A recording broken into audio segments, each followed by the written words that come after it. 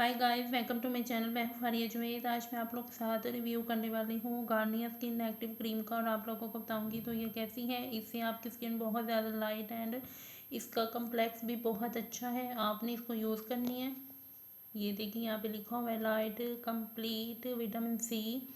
इससे आपकी skin fairness भी रहेगी, तो इंस्टेंट आपकी स्किन को ग्लो करेगी, स्किन को ब्राइट करेगी।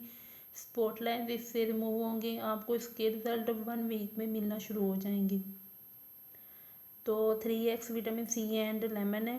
इसमें विटामिन सी भी है, लेमन भी है, तो आप इसको यूज़ करें, बहुत अच्छी है। इससे आपकी स्किन बहुत ज़्यादा हाइड्रेट मॉइस्चराइजर रहेगी, क्योंकि इसमें विटामिन सी मौजूद है।